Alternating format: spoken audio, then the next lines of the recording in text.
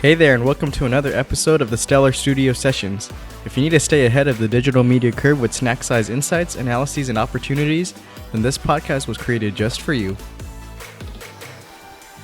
Hi guys, welcome back to another episode of the Stellar Studio Sessions. My name is Richie Mashiko, and today I'm going to be talking about one of the most important things you could do to be successful in e-commerce.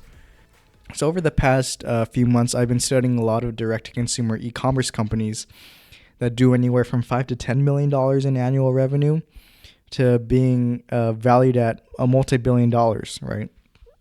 So these companies like Away Luggage, Harry's Razors, Glossier, Castor Mattress are backed by some of the top venture capital firms in the country and are super successful.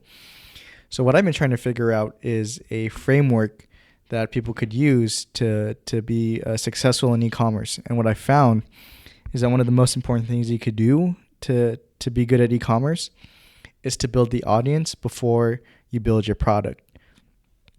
So what does that mean?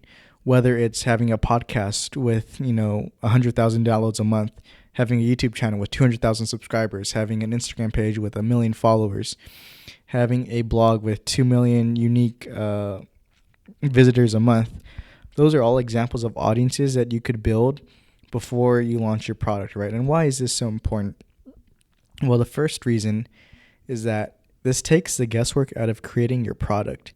One thing that's really popular in Silicon Valley and technology entrepreneurship is this idea of product market fit. So what that means is that founders would go identify a problem that they think exists in the market, and then they would try to create a solution, which is their product, to address the needs of that problem.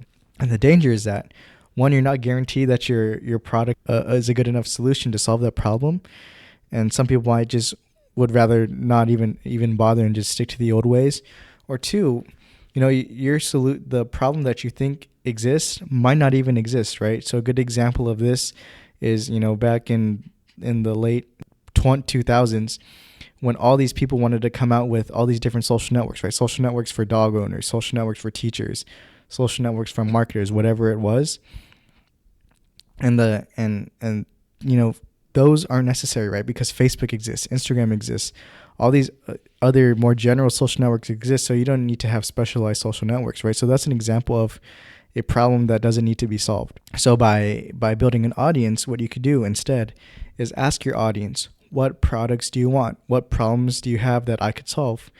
And of course, since you built trust with your audience, since you built a community, those people are going to give you the feedback, and with that feedback, you can go and create what they want what problems they need to be solved, right? And that's just a huge advantage of knowing that you're going to have a product that's actually going to sell pretty well, right? So another reason why building an audience before you build the product is important is because that drastically lowers your customer acquisition cost, or your CAC. So over the past few years, this whole direct-to-consumer e-commerce space has become a lot more competitive. And what that's done is that's driven the prices of paid acquisition channels like Facebook ads, Google search, influencers up to be pretty expensive, right? And if it costs you like $30 to acquire a customer, and you're selling a product for $25, and it costs you $5 to get that product made, you're losing money, right? That's not a sustainable business model. Like you're gonna go out of business. So by having an audience before you launch the product is that gives you don't need to spend as much money on paid acquisition channels, right? So if you have like 1 million monthly unique visitors to your blog, you make a blog post talking about your product, and quite a few of those people are going to buy your product, right? And that's all free attention. That's free traffic that you didn't need to pay for. I mean, you paid for it by actually building the audience over time.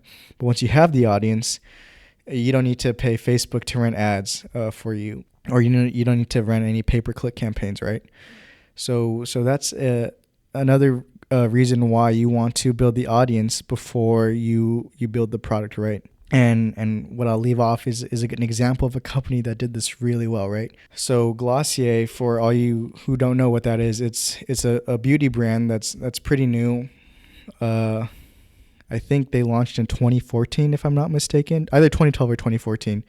But that's beside the point. The point is that they built an audience before they built the product, right? So Emily Weiss, the founder of Glossier, was a writer at Vogue, and as a writer at Vogue, she was in circles with a lot of supermodels. Like, think of like Victoria's Secret angels, and what she did was she started a blog called Into the Gloss that explained the beauty routines of all these supermodels, right? So for those of you who know, like Karlie Kloss, she would literally go to Karlie Kloss's apartment and ask her, what's in your makeup cabinet? What's in your cosmetics cabinet? So people know what products that you use. And then she would write it. She would ask a lot of people that, and she would write a lot of blog posts. And then within a year, she got 1 million unique monthly visitors to her blog, Into the Gloss. And from there, she raised venture capital to create products that her community of readers wanted, right? So and now I think they're valued at over $1 billion, if not more. So that's just an example of a company that built a large audience before they launched a product, and they're doing super successful, and they're doing really well, right? And they're really successful. And I guess another example that you could use of companies that have built an audience before they built a product, or not even companies, they're YouTubers, right? So a lot of YouTubers, they sell merch, right? And those YouTubers, they build an audience before they make shirts or jackets, whatever, and they ask their communities what designs that they like. And obviously, the most popular designs are the ones that are going to get made. So when YouTubers come out with their merch, they just say, hey, all my subscribers, go buy my merch. And then a good amount of their subscribers are going to go buy their merch. And these YouTubers are pretty successful on selling merch. I know a lot of more of the high-end YouTubers, the top-tier YouTubers, they make millions and millions and millions of dollars selling merch to their YouTube audiences, right? So the lesson for this podcast is to build your audience before you build your product, right? So all you e-commerce entrepreneurs, go do that. Go build your audience before you launch your product, and you should be pretty successful. So the lesson of this podcast is to build your audience before you build your product if you're doing an e-commerce company, right? So I guess that's it. That's pretty much all we have for this episode. And I'll see you guys on the next episode of the Stellar Studio Sessions. Don't forget to rate, review, and subscribe to this podcast wherever you get your podcasts. And we'll see you next time, guys. Bye. Well, that just about does it for this episode of the Stellar Studio Sessions. Be sure to subscribe for more daily digital media insights, analyses, and opportunities. And don't forget to rate and review so we can bring you the best daily content possible. Thanks for listening, and we'll see you again tomorrow for another episode.